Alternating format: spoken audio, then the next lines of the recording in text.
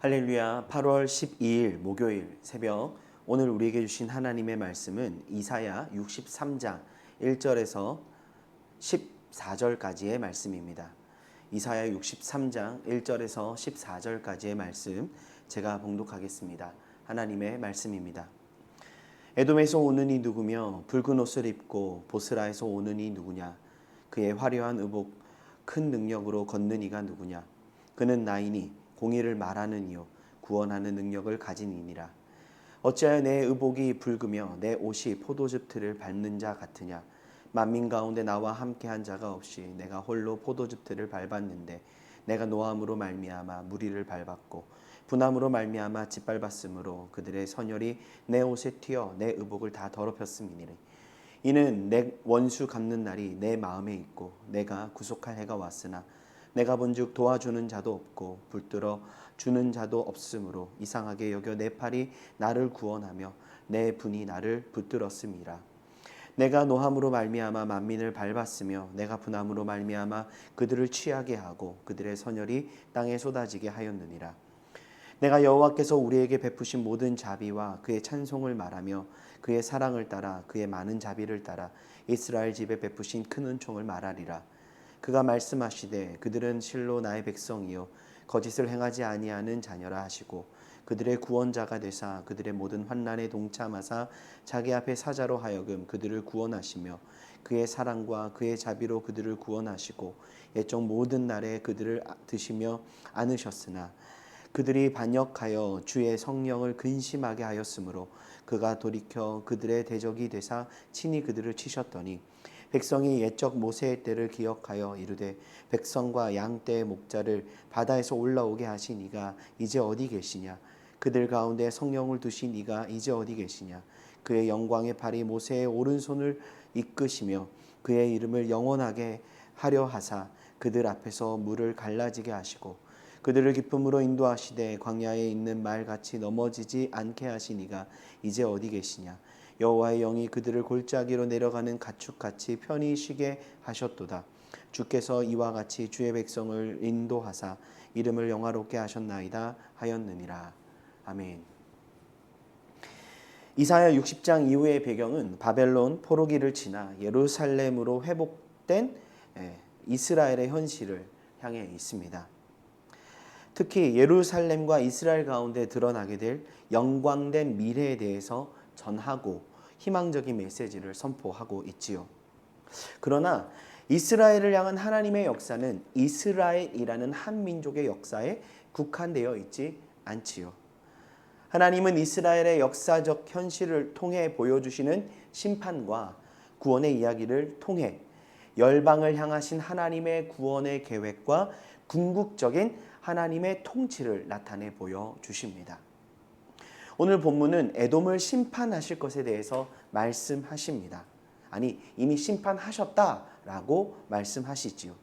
이 심판은 4절에서 언급하듯 복수의 날이 다가왔고 구원의 해가 이름으로 인한 당연한 결과인데 이는 하나님이 이루신 승리의 단면입니다.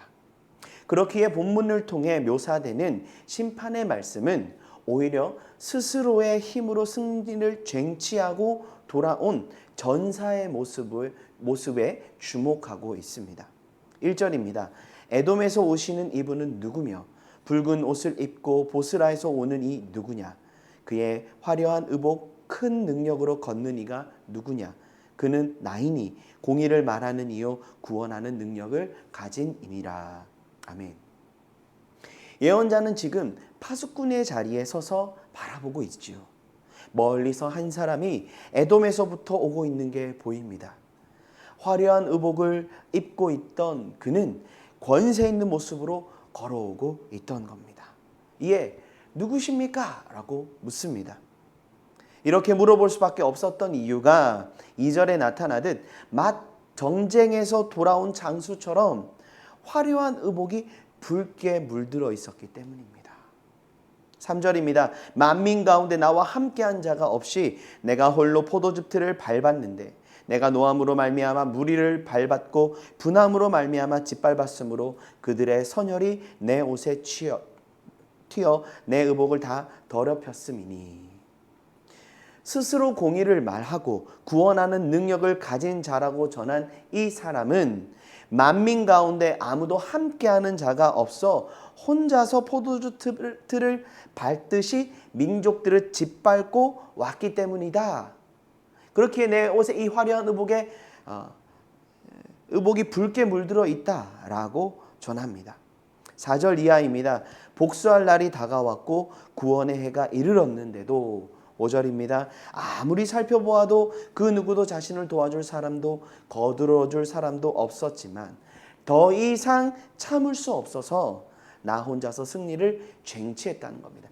때가 이르렀음에도 불구하고 그 누구도 도와주지도 거들어주지도 자신을 응원해주지도 않기에 더 이상 참을 수 없어 그 복수의 때가 임하였음에 스스로 승리를 쟁취하고 돌아오는 길이다 라고 말하고 있는 것이죠.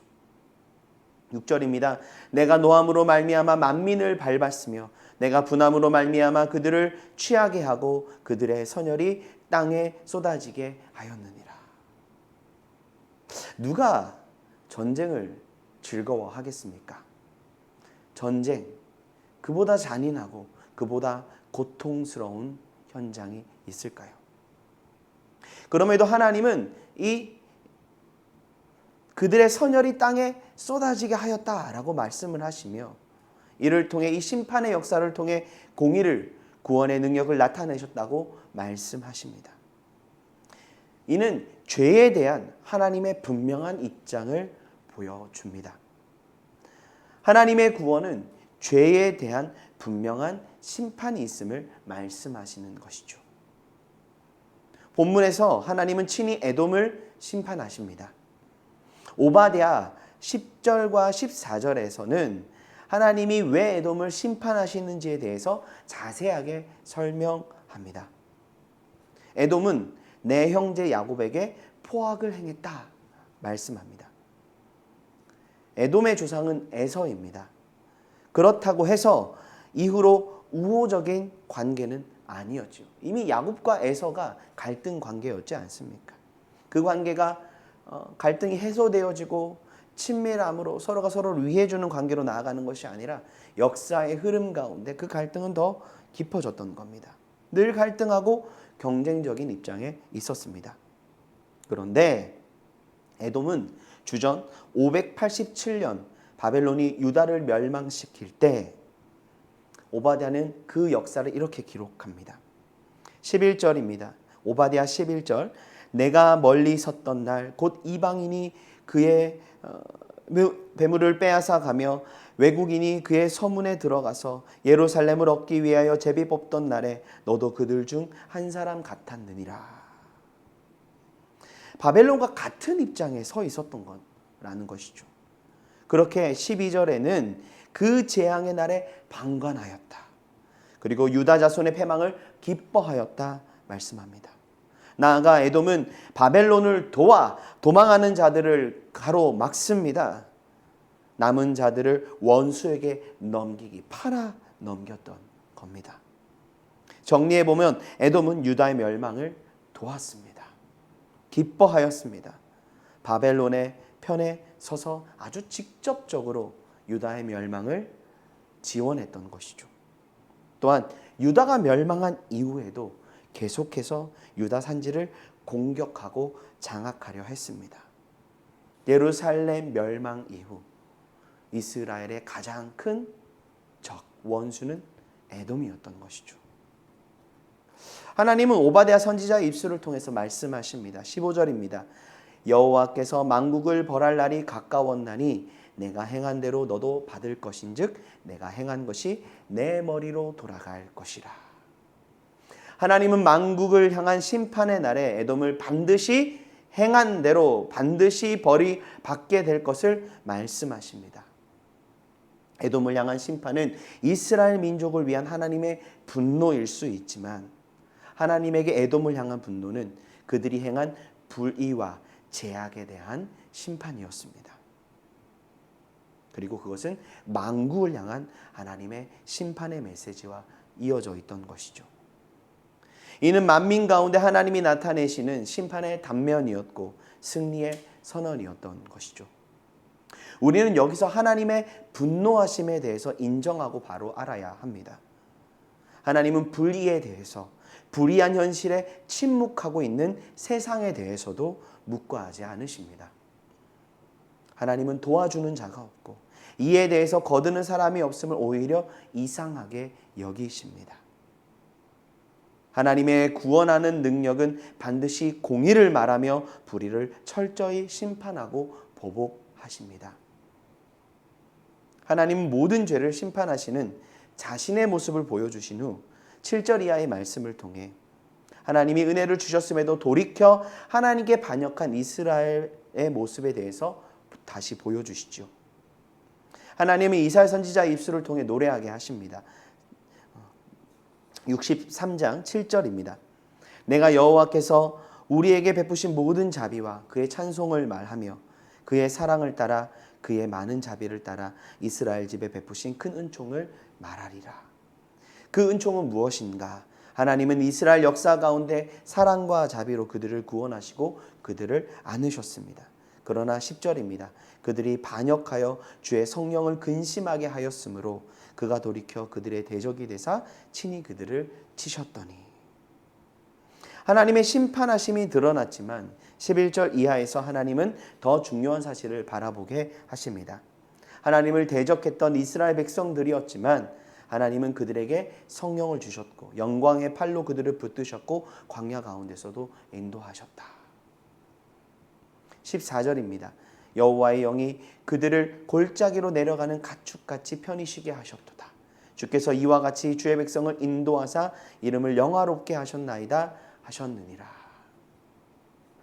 이 말씀을 통해 출애굽 역사의 한가운데 서 있던 이스라엘 민족의 현실을 우리에게 보게 하시죠. 하나님을 반역하고 하나님께 불평하고 도리어 애굽 땅으로 돌아가고자 하나님을 원망했던 그들이었지만 하나님은 그들을 구원하셨고 은혜의 길로 그들을 인도하여 주십니다. 하나님은 주의 백성들을 인도하사 이름을 영화롭게 하셨다. 하나님의 백성으로 칭함받게 하셨다. 하나님의 언약 백성으로 그들이 살아가게 하셨다. 말씀하십니다. 하나님은 결코 하나님의 백성들을 포기하지 않으셨고 도리어 놀라운 은혜로 그들을 구원의 길로 인도하셨다. 말씀하십니다. 이는 어떤 의미입니까? 기억해 보라는 겁니다. 이 놀라운 사랑과 자비로 하나님의 백성들을 인도하신 그 하나님이 어디 계시냐? 그분이 지금 너희를 향해 구원과 회복의 능력을 나타내고 계신다. 나타내실 것이다. 말씀하고 있는 것이죠. 오늘 본문은 바벨론 포로기를 마치고 예루살렘의 회복의 현장에 서 있던 자들에게 하나님이 보여주시는 장래의 모습입니다. 이사야 선지자 입술을 통해 그 바벨론의 포로기를 마치고 돌아와 그 황폐했던 예루살렘의 그 한가운데 서서 하나님의 구원을 바라보기를 원하고 기다리고 있던 그들 가운데 하나님이 보여주시고자 하시는 그 장래의 모습을 보여주고 있는 것이죠. 지금 그들의 현실이 아닌 하나님이 이루실 승리와 은총의 역사를 바라보라고 말씀하고 있는 겁니다. 하나님은 반드시 불의한 현실을 심판하실 것인데 모두가 침묵한다 해도 지금 너희를 아무도 도와주지 않고 도리어 너희들이 불의한 현실 그 한가운데 있다 하더라도 하나님은 친히 능력의 팔을 드셔서 그 불의한 현실 가운데 너희들을 대적하는 그 모든 원수들을 벌하시고 심판하시며 너희를 향하신 구원의 능력을 나타내 보이시는 분이시다. 나타내 보이실 것이다 말씀하십니다. 그들의 고통과 슬픔, 불의 가운데 있던 현실을 새롭게 하신다 말씀하십니다. 나아가 변함없는 은총을 부어주신 그 사랑과 자비하심으로 새 일을 이루신 그 하나님. 그 하나님이 어디 계시겠느냐? 지금 바로 너희 가운데 계시고 지금 너희를 향해 회복과 구원의 메시지를 전해주고 계시지 않느냐? 소망하라. 하나님께서 친히 이루실 것이다. 너희를 향한 구원의 계획을 그 사랑과 자비하심으로 그들을 지금까지 하나님의 백성들을 인도하셨듯 너희를 인도해 가실 것이다. 말씀하고 있는 것이죠. 사랑하는 영암의 가족 여러분, 우리의 현실의 한가운데 때로는 우리가 상상하지 못하는 황폐하고 어려운 현실을 마주할 때가 있습니다. 그렇다고 해서 우리가 좌절하고 낭망하며 그 상황과 현실에 타협하여 살아가야 할까요? 그렇지 않습니다. 하나님의 백성은 하나님이 우리 가운데 보여주시는 그 하나님의 비전을 바라보며 하나님이 우리 가운데 이루기 원하시는 그 하나님의 역사를 믿는 믿음 가운데 나아갈 수 있어야 합니다. 그렇기에 불의한 현실 가운데 타협하는 것이 아닌 하나님의 공의와 하나님의 그 심판하심을 신뢰하며 죄악의 현실 가운데 침묵하지 아니하고 하나님의 공의의 길로 하나님이 원하시는 참된 정의의 길을 향해 나아갈 수 있어야 하는 것이고, 또한 우리의 삶 가운데 있는 그 고통과 아픔의 현실 가운데 하나님의 부재를 주장하며 신음하며 낙심하는 자리에 있는 것이 아니라 변화없는 사랑과 자비하심으로 한순간도 우리를 포기하지 않으셨던 하나님의 은혜와 사랑을 바라보며 그 하나님께서 친히 우리를 구원하실 것이라는 그 믿음 가운데 오늘 하루를 살아갈 수 있어야 하는 것이죠. 그렇게 오늘 한날 우리는 어떠한 삶을 살아가야 하겠습니까? 우리는 그 죄악된 현실 가운데 타협하지 아니하고 불의한 현실 가운데 침묵하지 아니하고 하나님의 말씀의 가르침을 따라 공의의 길을, 정의의 길을 선택하며 우리 주변에 고통받는 자들, 우리가 아무리 어렵고 힘들다 하더라도 신음하고 아파하고 있는 우리들의 현실을 바라보며 하나님의 정의, 하나님의 공의, 하나님의 선하심을 드러내는 삶으로 나아갈 수 있어야 하는 것이죠. 아무리 우리의 삶에 어려움이 있다 하더라도 낙심하며 절망하며 포기하는 것이 아니라 끝까지 그 사랑과 자비하심으로 우리를 붙들어 주시는 그 하나님의 사랑을 의지하며 믿는 믿음 가운데 소망을 선포하는 그 믿음의 걸음을 걸어갈 수 있어야 하겠습니다. 코로나로 인한 참 어려운 시간들이 계속해서 이어지고 있습니다. 이때에 더욱 영적으로 깨어 하나님이 우리에게 보여주시고자 하시는 그 현실을 바라볼 수 있기를 원합니다. 지금의 우리 눈에 보이는 현실을 바라봄이 아니라 주께서 우리에게 보여주시는 그 일들을 소망하며 바라보며 오늘 한날을 살아낼 수 있는 그 믿음의 주님의 백성들 될 수 있기를 원합니다.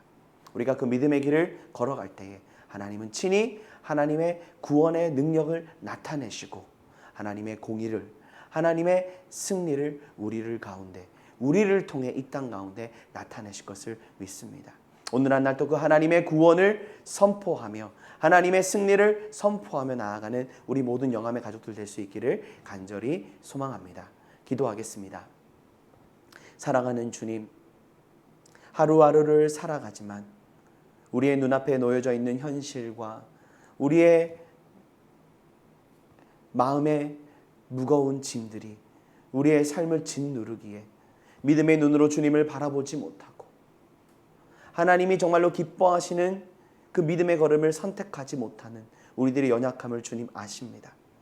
오늘 말씀을 통하여 그 황무한 그 땅 한가운데서 하나님 정의를, 하나님의 공의를, 하나님의 구원의 능력을 나타내시겠다 말씀하십니다. 주님, 지금 동일하게 우리에게도 말씀하시며 그 구원의 길로, 그 은혜의 길로, 믿음의 길로 나아가라 말씀하시는 주님, 오늘 한날 주께서 우리에게 보여주시고 주께서 우리에게 가라, 살아가라 말씀하시는 그 믿음의 삶을 살아낼 수 있는 우리 모든 영암의 가족들 되어질 수 있도록 주님 은혜의 은혜를 더하여 주시고 또한 믿음으로 그 믿음의 한 걸음을 내딛는 그 삶의 자리 가운데 주님이 이루시겠다 약속하신 그 승리의 역사 주님 친히 나타내어 주시사 하나님의 나라, 하나님의 뜻, 하나님의 영광 드러내는 우리 모든 영암의 가족들의 삶이 될 수 있도록 은혜 더하여 주시옵소서. 주님, 주님만이 우리의 승리이시고 주님만이 우리의 소망이십니다. 이 코로나로 인하여서 지쳐있고 낙심하며 어려운 이때에 주님 한 분만을 바라보며 믿음으로 승리하며 믿음으로 나아가는 우리 모두가 되게 하여 주시옵소서. 속히 코로나가 종식되어지기를 원하고 우리의 일상이 회복되어지며 정말 신음하고 고통받는 자들의 그 눈물을 닦으시는 그 하나님의 은혜와 사랑이 우리 가운데 온전히 드러나기를 원하오니 주님 은혜를 더하여 주시옵소서. 오늘 한 날 또 은혜로 우리와 함께 하시는 주님을 찬양하며 살아계신 예수 그리스도의 이름으로 기도드립니다. 아멘. 승리하십시오.